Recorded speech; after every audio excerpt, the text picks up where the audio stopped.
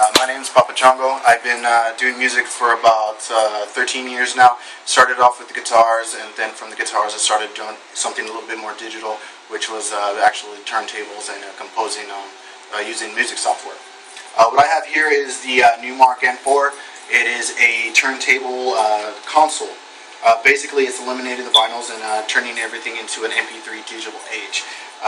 Right now, I'm going to show you how to pretty much set something up to where you can use the music program and get a song, blend it together, and have something really nice going on.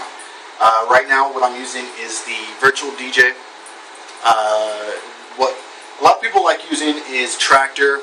A lot of people like using Serato. I prefer this one because with this one I can have the ability to go through 4 tracks at one time. One thing about the Numark N4 is really nice is that you can alternate between the 4 tracks. Right now, let me go ahead and go into the actual display of the turntables and let you know what kind of general things they do.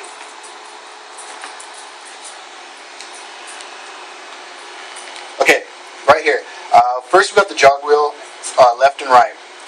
One thing I mentioned earlier is about the fact that the Numark N4 can hold 4 turntables. One thing about that is it's alternated by these two right here.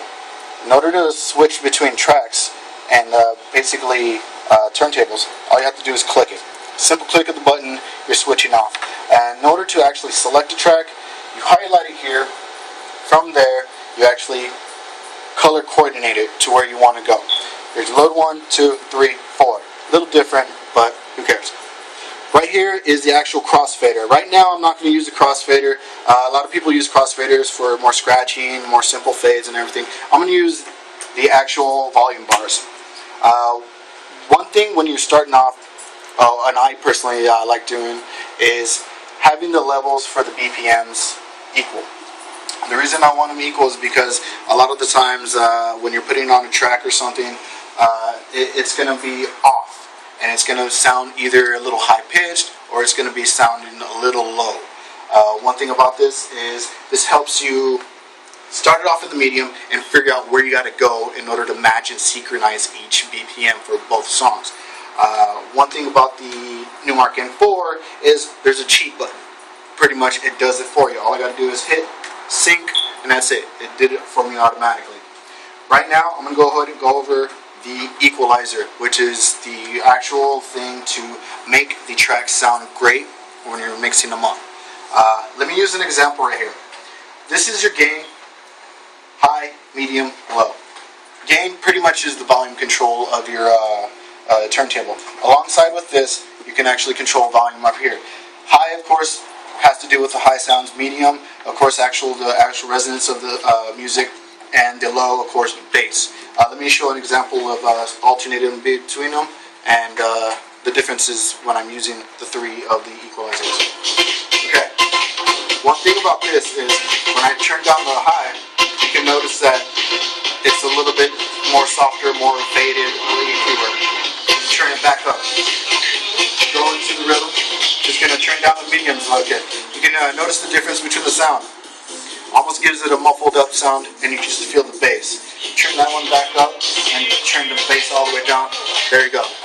One thing when you're mixing tracks that's a really good idea to remember is when you're going and blending them, you don't want to have one bass overriding another or one equalizer overriding the other in any sort of general sense, because it'll sound really, really off.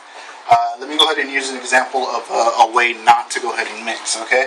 This is a great song that I wanted to use, and I would hate to mess it up, but for the sake of science, I'm going to. Okay, this is what I mean by actually having EQ work all wrong.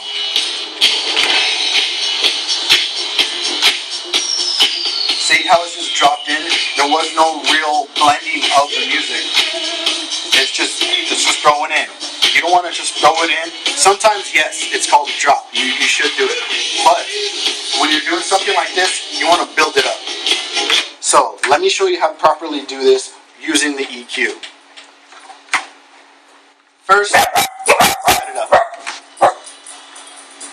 What I like doing is having the highs normal, turn down the mids and the lows. What this does is so you can bring it up, you can still have the sound of this track going in, and you can know where it is. A lot of times DJs have the headphones to help them out. I can do this by ear right now. Right now, you can barely hear, but there's a hi-hat going on. And what I'm doing right now is bringing up the volume. Now I'm messing with the EQ.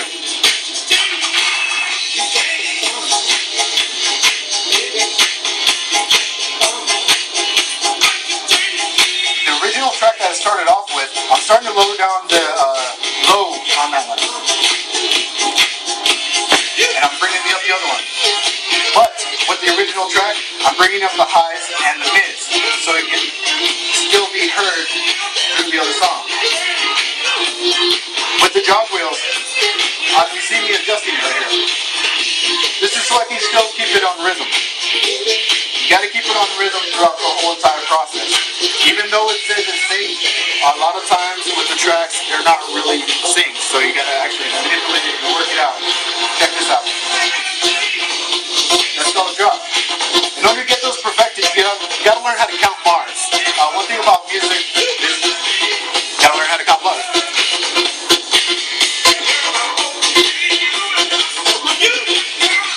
Okay, right now what I'm doing, I'm turning down the original track so I can have this one more in focus.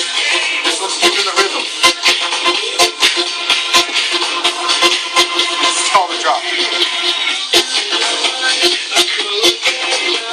Okay, this was a very simple tutorial on how to actually just do that. A lot of times I like using electronica, mainly house, because it's a lot easier to manipulate and go ahead and mix. Very simple bass line, very simple drum sets. Who doesn't like That's very easy to get done for you. So right now what I'm doing is just fading it out.